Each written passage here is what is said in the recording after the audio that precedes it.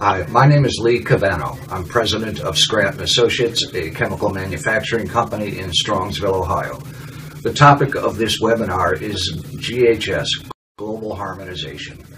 These are requirements that will take effect in June of 2015, and they'll have a major impact on water treatment. In this country, the GHS requirements will be under OSHA.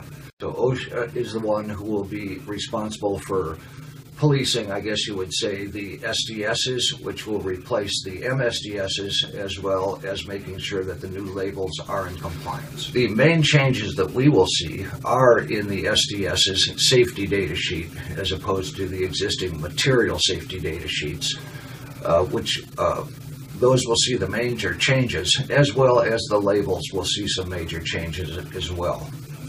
The SDSs that are required have 16 sections that must be addressed, each section.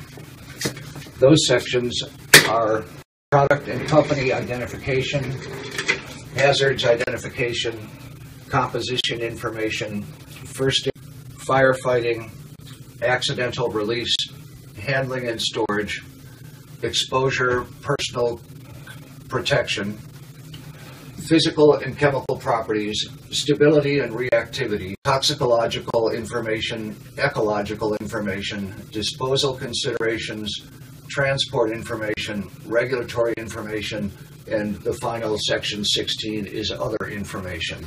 All of 16 sections are required in that order to be in compliance for the new SDSs.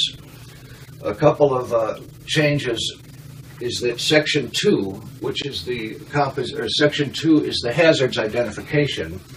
That is going to be what is required on the label. And some of the products where the hazards are rather significant, Section 2 can be rather lengthy, but yet all of Section 2, without any deletions or without any additions, must be stated on your label.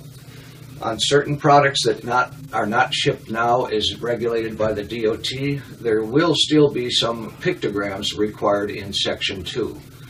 Section 2 will also have a signal word which must be on the label, either warning or danger. Danger would be for the more severe hazards, warning for the less severe hazards. But the label itself, you would want to have the product name, your company name, and contact information, proper DOT labeling, a good general liability statement, and all of Section 2 from the SDS. Included in Section 2 is something new under GHS, which is the pictograms.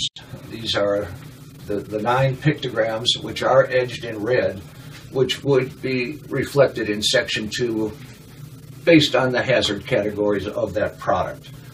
There's oxidizers, flammables, explosives, acute toxicity, corrosives, gases under pressure, health hazard, environment, and exclamation mark, which would be for irritant, thermal sensitizer, acute toxicity, narcotic effects, respiratory tract irritant. The health hazard pictogram, usually referred to as the exploding man, would reflect carcinogens, respiratory sensitizers, reproductive toxicity, target organ toxicity, mutagenicity, and aspiration toxicity. These pictograms are part of Section 2. They are required on the SDS. They are required on the label. There is no specification for the sizes of the required pictograms. As long as they are legible, I think that that's okay. If a product is being shipped as an oxidizer, then the oxidizer pictogram is no longer required on the label. That would just be duplication. The same thing, if a product is being shipped as a corrosive and it has the proper DOT corrosive labeling, then the corrosive pictogram would no longer be required on the label. They would still be required, the pictograms would still be required in Section 2 of the SDS. So that's the big change that we're going to see with global harmonization, is that the MSDSs will be replaced by SDSs. This is required by June of 2015, and the labels would be replaced as well. There is a provision for existing stock, which would be already labeled up until December of 2015. But for the most part, I think water treaters make their products to order, and as of June of 2015, the new labels would also be required. So there's a lot of work involved with this. These are some major changes. Since I've been working in this business over 30 years, this is the one that probably is going to require the most effort of any of the others, in that determining hazard categories and the proper precautionary statements for Section 2 is a very time-consuming project. This has to be done by mathematical formulations for each and every component based on the hazards of that individual component. All of the required information for the SDSs and the labels can be found in the Federal Register, Title 29, Labor. That's Part 1910-1200, which is Hazard Communications. So with that information from the Federal Register, you would be able to develop your own SDSs and your own labels, but it's a lot of work. It's a lot of time is going to be required for this. There are companies involved who can perform this for a fee as well, and those are options you may wish to take advantage of.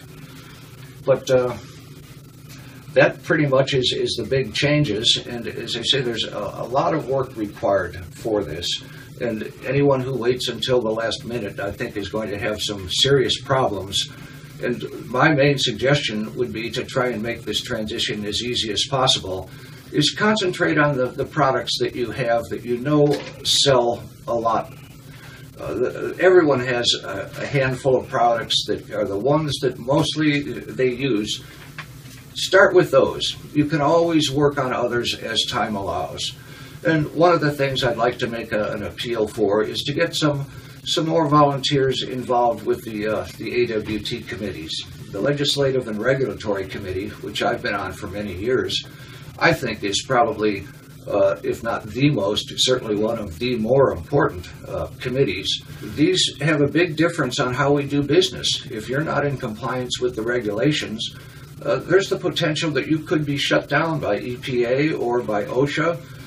This is important stuff. And what I've always told our colleagues over the years is that if you're on top of the regulations, you certainly have a foot up on your competition.